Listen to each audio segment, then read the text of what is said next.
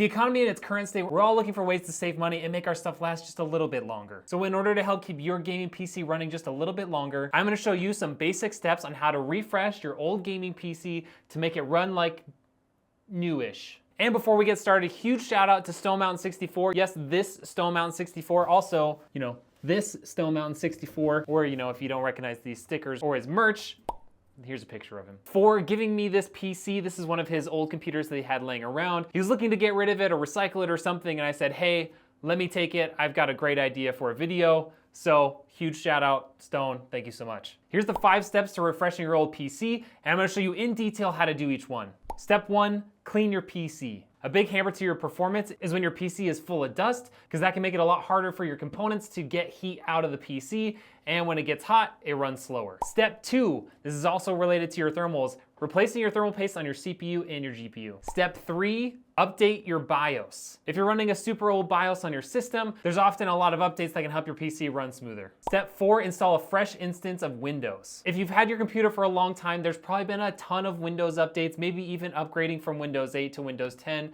all the way up to Windows 11, and a bunch of that data can get stored. You can have conflicting drivers and a bunch of just bloatware sitting around in your computer causing issues. So a fresh install of Windows is going to help clear all of that out and help you. And from a software perspective, it'll be like your computer is brand new. And then step 5 is going to be updating all of your software, your drivers, your firmware, everything. Once you've completed these 5 steps, your PC is going to be running as good as it possibly can with the hardware that you have today. Step 1, and for this step, you're going to need 2 things. First, you're going to want some sort of cloth like this microfiber cloth that I have here. And step 2, you're gonna want some sort of air duster. I have this Metrovac from DataVac, but you can also just use a can of air if you don't plan to do this very often. I like to start cleaning my PC by removing all of the case panels and wiping them clean with my microfiber cloth.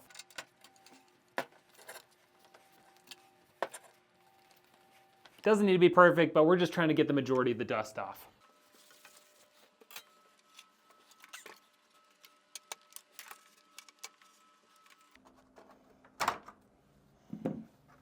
All right, hopefully your panels are a lot easier to move than this one.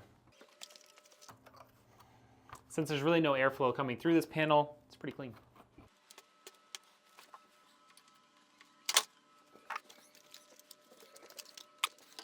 Next, if your case has any filters, take those out and blow them out with your air duster. Most cases will at least have one underneath your power supply back here in the back. Some will also have some up front, maybe even up top. So just pull it out like that, and we're gonna clean this off. I'll do it off camera because this thing is pretty loud. Now you can move on to the general cleaning of your PC, but there's a couple of things you really need to be careful of while you're doing this. First, when you're using your electric air duster or your can of air on your fans directly, make sure you're holding them still so they don't overspin, because that can both damage the bearings in the fans themselves, as well as impart a current and voltage back into your motherboard, potentially causing damage to it as well. Also, if you're using an electric air duster like me, or maybe you have a vacuum nearby to suck up all the dust, make sure your electric air duster does not come in direct contact with your motherboard or your GPU. You don't want any sort of electrostatic discharge coming off the motor of your duster and jumping onto your board and causing something to fail. So let's get to blowing.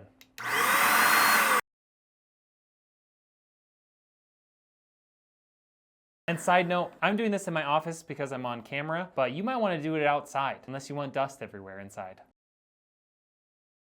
Once you've gotten your PC all nice and blown out, you can take your microfiber cloth and wipe down any of these nice flat surfaces. Anything that's super easy to get to, avoid touching your motherboard again. You can get the back plate on your GPU here, some of these flat heat sinks. And then what I also like to do is go through and use my microfiber cloth to wipe off all of the blades on each of the fans.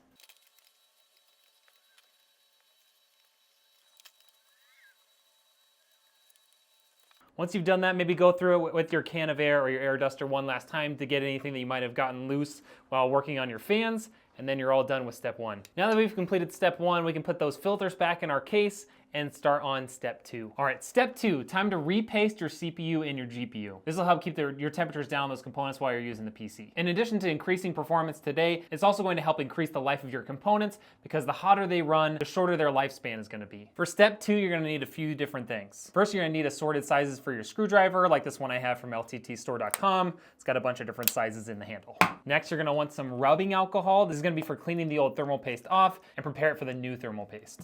You're also going to need a clean cloth, not the nasty one you just finished cleaning with. You're going to need a clean cloth in order to wipe away all of the old thermal paste. And of course, you're going to need some actual thermal paste. I have today some Arctic MX6. There's a lot of good stuff out there. You can even check out one of my old videos to see how well some of the popular thermal pastes out there perform. And if you decide to replace the thermal pads on your GPU, you're gonna need some assorted thicknesses of thermal pads. First, we're gonna start with the CPU. And the first thing you're going to need to do is to remove your CPU cooler block. The exact way that you're going to have to do this is definitely gonna vary depending on what CPU cooler you have on your system. The liquid cooler I have here has 4 bolts in a square pattern that you're going to have to pull off. If you have something like this, a tower air cooler, likely you're just going to have 2 bolts to take off, and maybe you have to remove the fan in order to access one of those. Now, be aware if you have an AM4 CPU, so that would be like a Ryzen 7, a Ryzen 2000, 3000, or 5000 series CPU, they are very prone to coming out of the socket when you try to remove your CPU cooler. So if you have one of those, after you finish backing out the screws, give their CPU cooler a little twist, and then you can pull it out and a CPU should stay in the socket. I'm gonna remove my CPU cooler block now.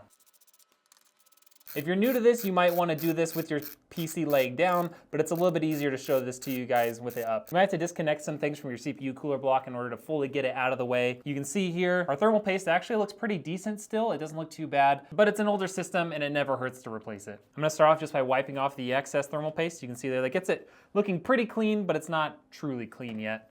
And we're gonna do the same thing on the CPU itself. And since this was given to us, we're actually gonna find out right now what do we have in the system? We have a Core i9-9900K, aka the top of the line gaming CPU for the time. Now that we've got all of the excess thermal paste removed, we're gonna take a little bit of our rubbing alcohol, put it on our microfiber cloth, and then you're just gonna wipe that surface nice and clean, just like that, and then it'll air dry in just a few seconds. You're gonna do the exact same thing on your CPU, making sure that that surface is nice and clean, free of any old thermal paste, dirt, dust, anything that could possibly be on it. Okay, now we're gonna move on to applying the new thermal paste. You see here, I've got a very big tube of Arctic MX6. We're gonna use just a very small amount of this. There's actually a lot of good videos on YouTube right now on how to apply thermal paste properly. The way I really like to go about it is put quite a bit on there and then take a little spatula and actually pre-spread it rather than using the CPU cooler's pressure to spread it for me. So I've got a nice little spatula here. I'm gonna use that to spread this thermal paste all around. The key thought with your thermal paste is not so much that you want a bunch of it all over the place. What your thermal paste is doing, it's only there to fill in the microscopic ridges and valleys on both your CPU and your CPU cooler. You're just trying to increase the surface area to increase your thermal conductivity, because we all know air is a very bad thermal conductor. But if you have too much on there, it starts acting like more of a thermal insulator because it has a lower coefficient of heat transfer than your copper and your IHS. Okay, I've got enough on there that I'm just barely covering the surface of the CPU. So let's put our CPU cooler block back on. This is gonna go in the exact same way that you took it off, push it right back onto the CPU, and then you're gonna put these screws back on. You don't need to apply your thermal paste to both sides. Just putting it onto the CPU is gonna be enough.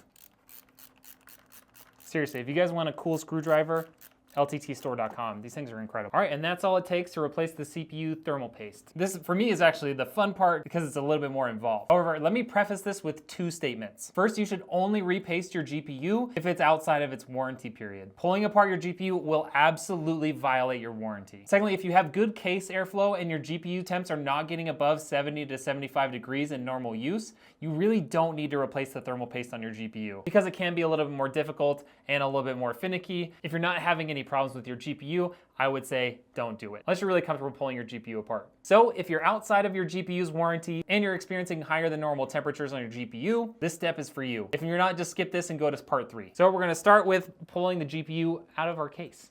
First thing we're gonna do is we're gonna remove the power cables. Then we're gonna remove the bolts holding the GPU to the back of the case. And the last thing before we can remove the GPU is to undo the latch on our PCIe slot. Yours might just be a little push latch. On some of the nicer motherboards, they've started putting buttons in. But most likely it's just a little latch that you have to push down towards the motherboard and then your GPU is released. We're gonna get the case out of the way just to free up some space while we work on our GPU. You can see right there, there's a white sticker, and if you pull your GPU apart, you're gonna break that sticker and that will void your warranty. That's how they'll know if you've pulled your GPU apart, and they might be able to tell from other things once you've already pulled it apart and started replacing things. Now the way this works is all of these small fasteners around the edge, these 4 larger bolts are actually what provides the mounting pressure for the heatsink onto your PCB. So first we're gonna pull the back plate off, and then we can pull off these bolts to remove the heatsink. This is where if you have one of those magnetic holders for all of your fasteners to make sure you don't lose any, I would get it out. And while I'm doing this, let's talk about replacing your thermal pads. If you have a really popular GPU, you might be able to find a kit that gives you exactly the thermal pads that you need for your GPU model. However, I wasn't able to find one of those, and the only diagrams I could find for this were really sketchy. Because this is not super old, we're gonna keep the old thermal pads and just replace the thermal paste. If we start noticing some high temperatures on the GPU's memory or other parts, we might have to go back in and replace all those thermal pads. For now, I'm just not gonna do it. For now, it just doesn't seem necessary. Okay, if you've never done this before, it can be a little scary because all those thermal pads kind of act like an adhesive. You're just gonna have to gently start pulling it apart and eventually it will start giving way. Ta-da! And you can see there we only have a couple of thermal pads on this side of the GPU. Now we're left with our PCB and our heatsink. So like I said, these 4 bolts here right around the GPU's main chip are going to be what provides the mounting pressure for our heatsink. We'll pull those off as well as separate this I/O shield from the PCB, and then we'll be ready to clean everything off and replace our thermal paste.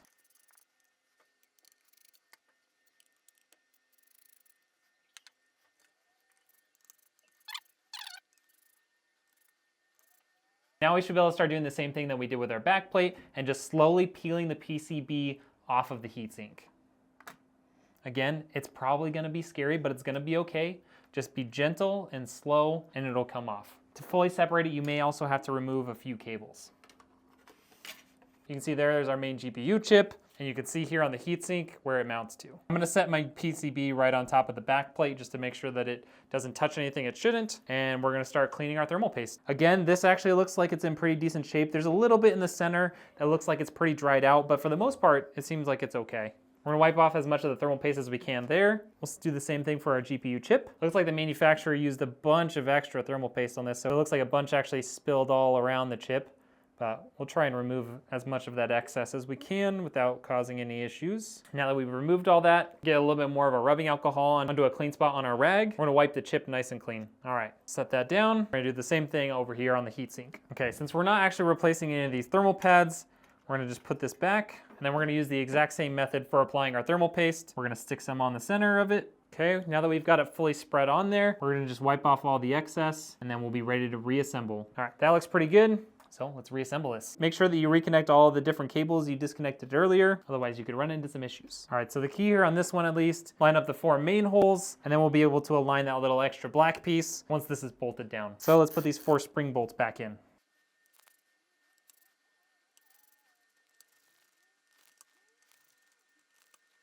These are now bolted in. We can line up our black plate there. We'll reinstall this I/O piece first. That should help keep the black plate aligned. Our I/O shield is bolted back in. Now we should be able to put our back plate back on and just line it up with all the holes before we set it down. That means our thermal pads will be back where they belong. And now we just put all these backplate bolts back on and our GPU is done. Okay, now that I've got all those backplate bolts started, I'm gonna actually tighten them all down. So let's just get our PC back out here and we'll put it back in, and then we can move on to step 3. So it's gonna be a very similar process to how we took it out. First, we're gonna make sure that this little latch is open. I'm going to line up the GPU on the PCIe slot, push it until you hear a click. You might not actually get a click from that latch, but in most cases you will. Then we're gonna replace these bolts. And last but not least, put our power cables back. Make sure when you put your power cables in and when you're taking them out that you hold the GPU steady so you aren't introducing a bunch of torque and bending on that PCIe slot. Let's put all of our panels back on and we can move on to step 3.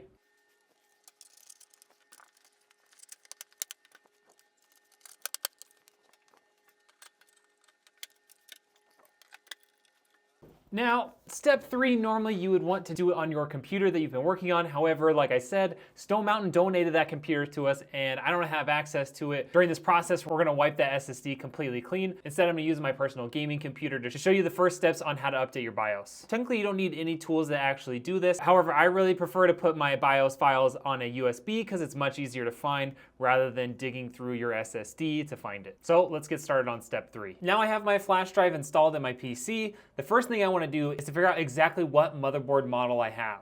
Now there's 2 ways you can do this. The first way to do it is to look through your system information app. So you can just go into the search bar at the bottom, type in system information. You can see here there's an app for that. You can open it up. Then you're gonna look for this baseboard manufacturer and baseboard product. That's gonna tell you the exact make and model of your motherboard. So make sure you take a screenshot of that or write it down so you can refer back to it. And here on my gaming computer, I have an Asus ROG Crosshair Extreme motherboard. The other way to do it is to open up your BIOS and look around for the model name. For some motherboard manufacturers like MSI, it's very readily visible from the home page. For other motherboard manufacturers, it can be hidden within some of the menus, so I really recommend using your System Information app if you don't know where to look for it in your BIOS. Now that you have the model name for your motherboard, it's time to go to your internet browser and go find a new BIOS file. So I'm gonna open up Google Chrome. The motherboard on that computer has an MSI MPG Z390 Gaming AC. Make sure you type in the full model name and you can type in BIOS. You should be able to go directly to the support page. For MSI, it's obviously gonna be on MSI's website. It'll look very similar for Asus, Gigabyte, or even Asrock. Once you go to the support tab within the drivers or downloads area, you should be able to find a BIOS tab, and then you can just go ahead and download the newest BIOS file. Now that you have that new BIOS file downloaded, make sure you copy any files that are included in that folder and copy them over to your flash drive. And don't worry if there's other things on your flash drive, that's totally fine. You don't need to delete them all. Just make sure there's room for the BIOS file. Now that we have the BIOS file downloaded and ready to go, we're gonna move back over to the other computer and update it. So in order to update your BIOS, take your flash drive and put it in the back of your computer. Depending on your motherboard, you might actually have a USB port labeled BIOS. Make sure you use that one if there is one. Then to get into your BIOS, you're gonna press the power button on your computer and immediately start spamming your delete or F2 key. And just keep hitting it until you see the BIOS. Now that we're into the BIOS, you're gonna see the MSI here has the M Flash button. If you have Asus, you're gonna have to find the Asus Easy Flash utility. Gigabyte has their Q Flash Plus, and Asrock has something else as well. So to update the BIOS here, we're gonna click here on the M Flash button, and then we're gonna say yes to reboot it into M Flash mode. Once we're in M Flash mode, we're gonna make sure that we're looking at our flash drive that we put into the back of the motherboard. We'll have the system volume information file, and then we'll have our BIOS file. And what you can do to make sure you have the right BIOS file, you can verify that the model name for the new BIOS file matches the current BIOS file. So if you look at the bottom there, you can see where it says the current BIOS model name, and you can see the selected BIOS model name, and they match each other. Also, you can see that the build date for the current BIOS is from 2019, and the new one is from 2022. Now you're gonna wanna make sure once you hit update, you do not for any reason turn off your computer during this process. Whether that be pulling the cord out of the back of it, pressing the power button, or unfortunately if you have some sort of power surge, that could completely break your motherboard and you'll have to get a new one. Unless you have a higher end motherboard that has 2 BIOS chips like my gaming computer has, in which you can then switch to the secondary BIOS chip, but your first one will be gone forever. Once the BIOS finishes updating, it's gonna restart your computer, and then you're gonna go back into the BIOS and make sure that you've enabled XMP, DOCP, or Expo for your RAM to make sure it's running at its full rated speed. Then I like to go in and set my fan speeds to make sure my PC doesn't get too hot. So now that I'm back in my BIOS, I'm gonna go ahead and click on for XMP. I'm gonna click on fan info and making sure that all my fans will be set to PWM mode. I put them on smart fan modes. They'll run a little bit faster than they normally would. And once all that's completed, all you have to do is click F10. It's gonna show you all the changes you made. Hit enter, it's going to apply those changes, and you can let it boot right back into Windows. Now that step 3 is done, let's move on to step 4. And I would go through every single detail of that for you within this video, but I actually just released a video on how to fully reinstall Windows 11 on your computer in another video. So I'm gonna link that into the description. The editor's gonna put a thumbnail of it right here so you know which one you're looking at. So go and complete all the steps of that and come back to this video. I'll be ready for you when you get back. Now that you have Windows reinstalled on your computer, trying to do all of your Windows updates, check for any other driver updates, and make sure that your motherboard's fully up to date. So let's start with Windows. Once we're back in Windows, we're gonna go on to the Windows Start menu. We're gonna go find Settings, and then we're gonna go to Windows Update. We're gonna start checking and installing our updates. I have Windows 10 here, so it might look a little bit different than if you have Windows 11. But on Windows 11, all you have to do is click on Check for Updates. It's gonna start downloading and installing all those updates. You're just gonna let it sit there and download and install all of them. You'll have to restart at some point, and then you're gonna have to go back into the Windows updates, check again for any more updates, let those install, restart again, and check again. It'll probably take 2 or 3 restarts before you have all of the Windows updates completed, but once that's done, we'll be able to move on to the next part. Now that all of our Windows updates are completed, we're gonna install our GPU driver. The first thing you're gonna wanna do is make sure you know what GPU model you have. The easiest way to do that is to go into the device manager in your control panel. So all you gotta do is type in device manager into the search bar next to the Windows logo, and then click on device manager. Once you're in there, find display adapters and click on that drop down, and you'll get to see what GPU model you have. You can see here I have an RTX 2070 Super, so I'm gonna make sure I have a compatible driver for that GPU.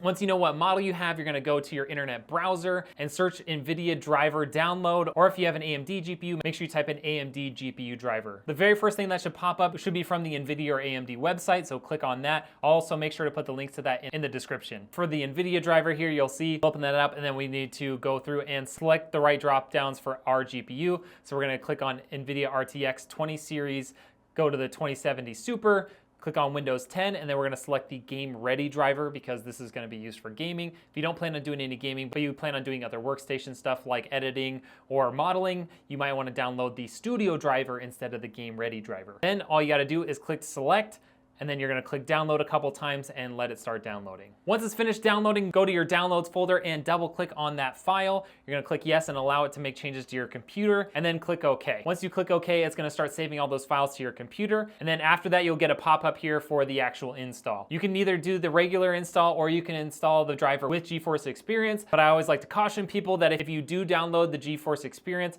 only use that for letting you know when there are new drivers available. Don't utilize the overlay or the filters because they can cause performance issues with your game. Once you've selected one or the other, we're gonna do just the GPU driver today. Click accept and continue, and then we're gonna do just an express installation. We'll click next, and it's gonna start installing our GPU driver. Now, once our GPU driver completes installing, all you're gonna have to do is click on that restart button, let your PC restart, and then we'll move on to the next step. While that restarts, I'm gonna talk through how you'll update your motherboard drivers. It's gonna be different for each motherboard manufacturer, so just be ready for this part to vary a little bit. For MSI, you're gonna download the MSI Center, which can be found on the Microsoft Store. For ASUS, you're gonna wanna download Armory Crate from the ASUS website. That's where you're gonna find your driver update utility. For Gigabyte, you're going to want the Gigabyte Control Center. Your update utility is gonna be built within that. And then typically for Asrock, you're gonna have to download and install each driver individually from your motherboard's website. So you're gonna navigate to that same page where you got the BIOS from earlier, and instead download and install each of the drivers individually. So now let's walk through how to update the drivers for our motherboard that we have in this PC using MSI Center. So we're gonna open up the Microsoft Store and search in the top for MSI Center. Once we find that in the dropdown, we're gonna click on it, and then on the left-hand side, we're gonna click Get, and it's gonna begin downloading MSI Center. Once MSI Center is downloaded, you can click Open right here in the Microsoft Store. We're gonna go ahead and totally read through the entire privacy policy, and then we're gonna accept and continue, and it's gonna finish the installation for MSI Center. Once MSI Center is installed, and you skip through the first couple of intro pages, you're gonna see this page right here. You can go ahead and look at the top and click on Support, and then you're gonna click on Live Update. Once you hit Live Update, there's a scan button at the bottom. You're gonna go ahead and click that. It's gonna show you all of the drivers associated with the motherboard that need to be updated. We're only gonna install the drivers. We're gonna ignore all the third-party utilities. So go ahead and select all those drivers and then click Install at the bottom. Once you've downloaded and installed those drivers, your PC is refreshed and ready to go. You made sure from a hardware perspective, you made sure that everything is clean, it has new thermal paste. You've reinstalled Windows to make sure you have a nice, fresh, clean installation. And now all of your drivers are up to date. It's time to go download your favorite game and get started. I really hope that this video helped out some of you guys. If you haven't yet, make sure you hit that like, subscribe to the channel if you want to see more helpful videos, and we'll see you on the next one.